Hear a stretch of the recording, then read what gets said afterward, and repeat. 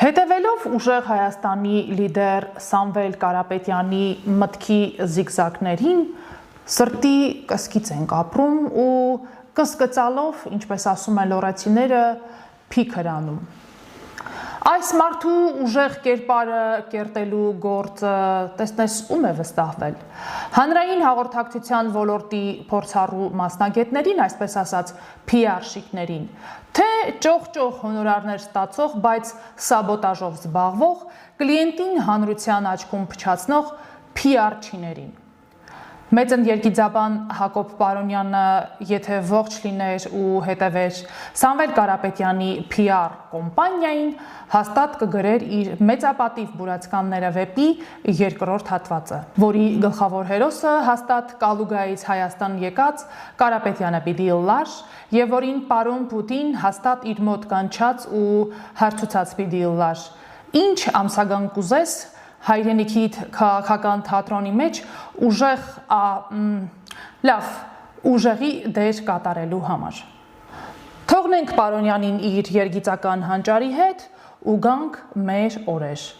Երևան, մտնենք Սամվել Կարապետյանի մոնումենտում գտնվող շքեղ առանձնատուն, մասնավորապես դրա բակ։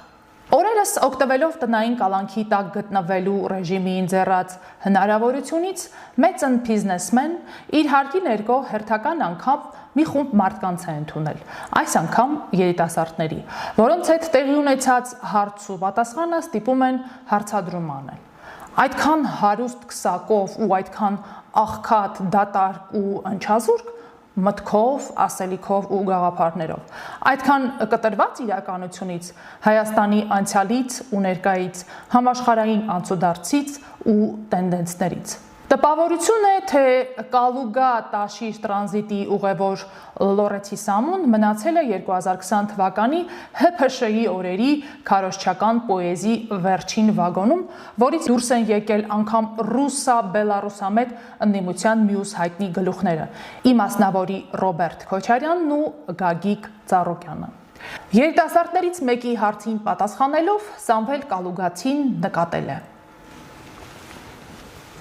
Սա ընտրություն է հայ մարդու մեջ եւ գորժ գայլերի մեջ, որովհետեւ մենք շատ լուրջ վտանգի առաջ են կանգնած, թե ինքնության, սրանով ես չեմ ուզում վախեցնել ոչ ոքի, բայց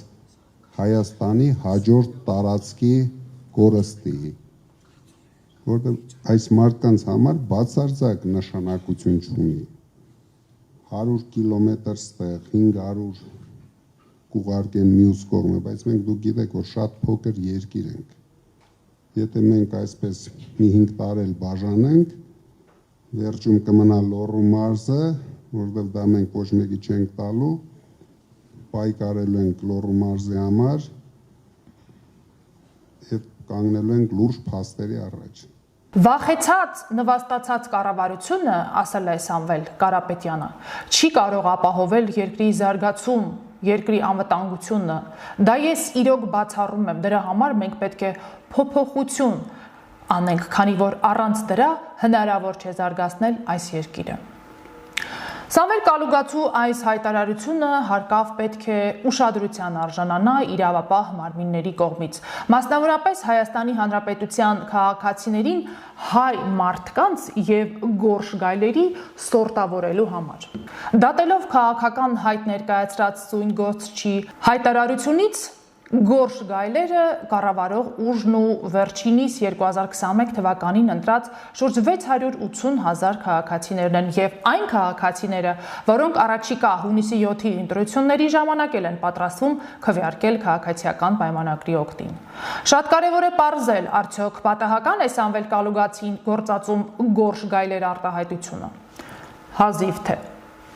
Հիշյալ բառակապակցությունը նկատենք ասոցիացիաներ է առաջացնում նույնանուն թուրքական երիտասարդական ազգայնական կազմակերպության հետ ու ստացվում է, որ այն քաղաքացիները, որոնք չեն ընտրելու ուժեղ Հայաստանին, դրա լիդերի կողմից ավանսով անվանվում են թուրքերի հետ նույնականացվող գորշ գայլեր։ Հիշում եք, տարիներ առաջ էլ հասարակական մի գործիչ Հայաստանի Հանրապետության քաղաքացիների մի հատվածին, մասնավորապես Շիրակի եւ Արարատի մարզի բնակիչներին անվանել էր Թուրքի եթիմ։ Ինչից հետո նրա նկատմամբ քրեական հետապնդում հարուցվեց ազգային ռասայական կրոնական ատելություն հրահրելու հատկանիշներով։ Հարկ է հիշեցնել, որ օրերս էլ ընտրակաշառքի գործով սկանդալային հաղորդագրության մեջ Սամվել Կարապետյանի կուսակցության շտաբի աշխատակիցը շունշանգյալ գաբառակապակցություններ գործածել մարդկանց բնորոշելու համար։ Փաստորեն Հայաստանի Հանրապետության քաղաքացիներին վայրի կենդանիների հետ նույնացնելու վարքագիծը բնորոշ է ուժեղականներին, լիդերից մինչև գուսգրասենյակի շարքային աշխատակից։ Սա Հայաստանի բոլոր ընտրողներին ուժեղիցների մասին հետևություն անելու ուժեղ արգումենտ է։ Այժմ դառնանք Սամվել Կալուգացու մյուս ցինիկ հայտարարությանը Հայաստանի տարածքային կորստի վերաբերյալ ընդհուպ այն մասշտաբի, որ մնա միայն Հայաստանի մարզերից մեկը՝ Լոռին։ Ում հանձնարարությամբ է Սամվել Կալուգացին Հայաստանի տարածքային կորստով վախեցնում Հայաստանի քաղաքացիներին։ Արդյոք այն երկրի, որն ասոցացվում է հյուսիսային բևեռի հայտնի գազանի սպիտակ արջի հետ։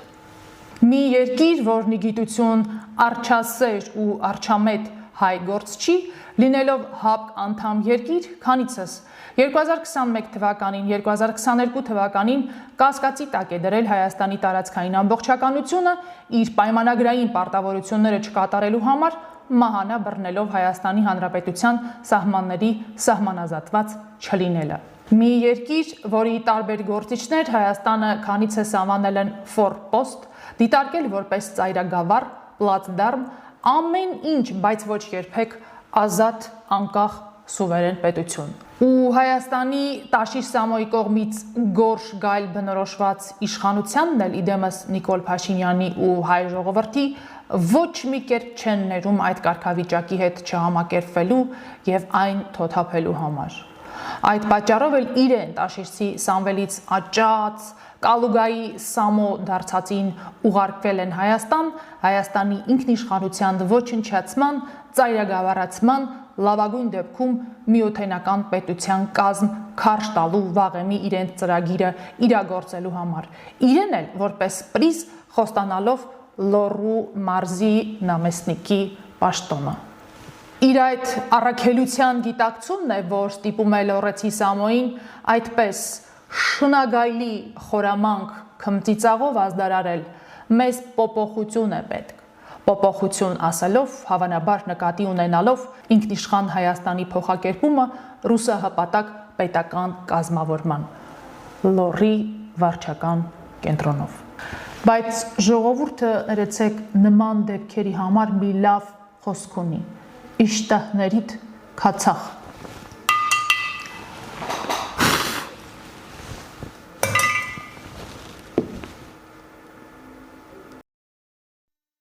Հավանիր տեսանյութը եւ բաժանորդագրվիր նորությունները բաց չթողնելու համար։